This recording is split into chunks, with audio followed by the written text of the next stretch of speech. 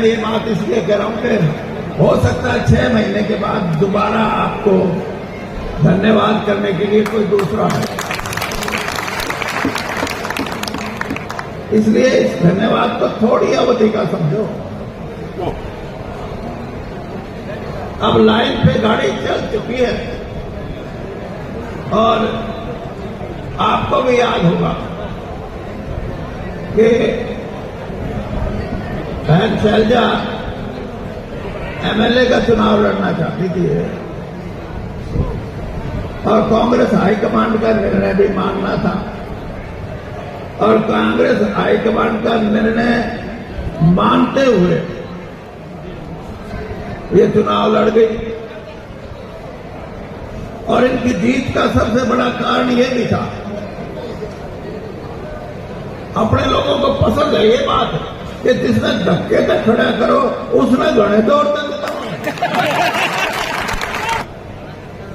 अरे जिस कांग्रेस ने 10 साल संगठन ही नहीं बढ़ाया, कौन तो अपने आप में मिलकर मैं कांग्रेस का कार्यकर्ता, कौन के मैं कांग्रेस का प्रधान, कौन के मैं महामंत्री, कौन के मैं छोटा प्रधान, कौन के मैं ब्लॉक का प्रधान, कौन के मैं गांव का। ये तो रणदीप में चला रखी है कि बाकी किसान और मजदूर कांग्रेस वो काम चलागी तरह ना, तो कांग्रेस नाम की संगठन है ही नहीं। हाँ, हमारे उचाना से जयप्रकाश जो हमारे प्रत्याशी थे 36-37 हजार से जीते, लेकिन वोट करवाने वाला वहां भी था, लोग बातें ले लो रे। मैं भी पूछूं किसने ले लो, वो बोल रहे हमारे 8 घंटे बैठे।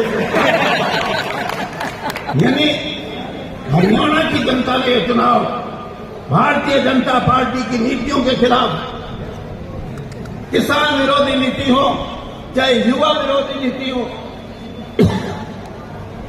इन नीतियों के खिलाफ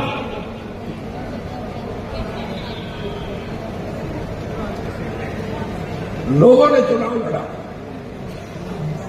और ऐसा चुनाव लड़ा कि वो सारे देश में फैल गई। यह सरकार जो बनी है बंजू लालो 1.5-2 साल की है, 1.5-2 साल से ऊपर नहीं चल सकती। मोदी सरकार है ना, मोदी। हाँ, इसलिए शैलजा काम तो पहले ही हमारा जो दूसरा भी इसकी जगह कोई पढ़ना होगा उसने भी 1.5 साल में लेकर खड़ा कर।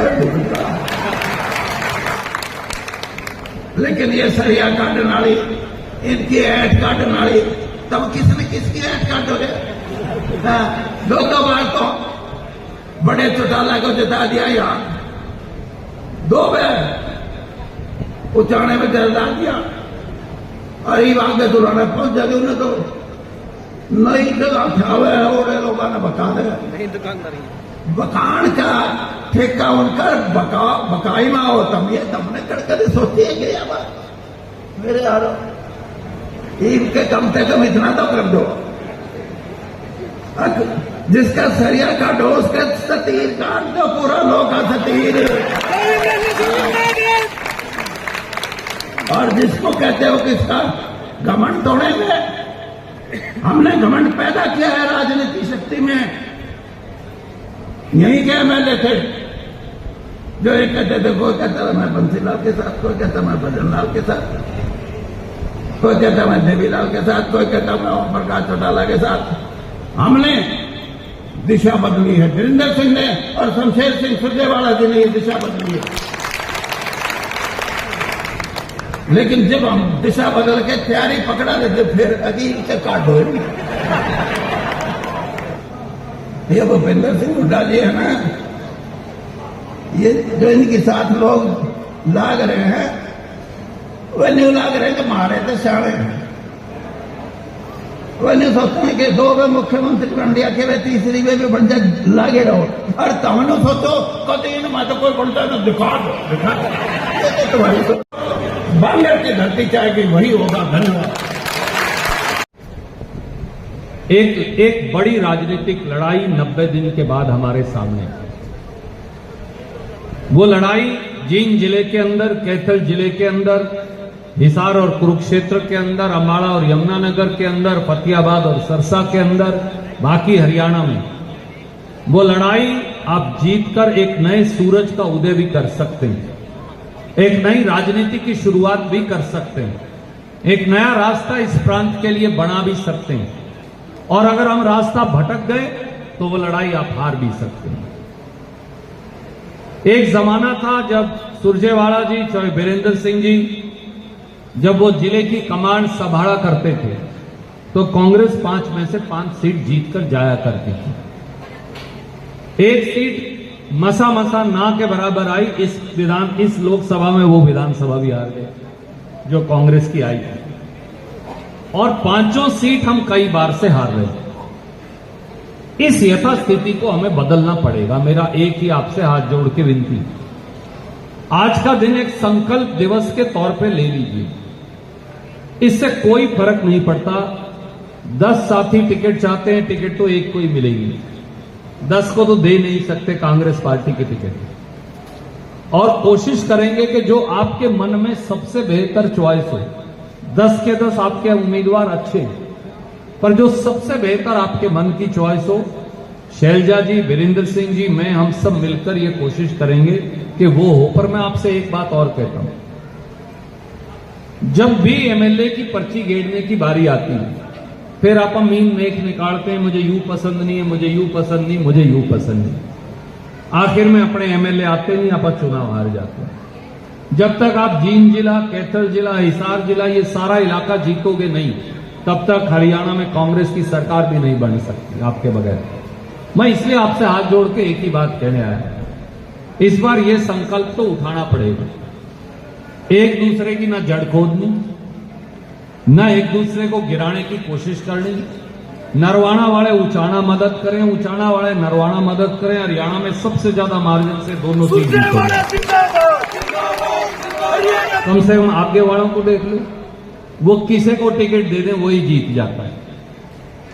अगले किसी को टिकट दे दें अपने से अगले जिलों में, वही जीत जाता है। जब तक सिरसा से लेके अम्बाड़ा तक ये पूरे जीटी रोड भी आ गया उसके अंदर, और ये हरियाणा का हिस्सा भी आ गया।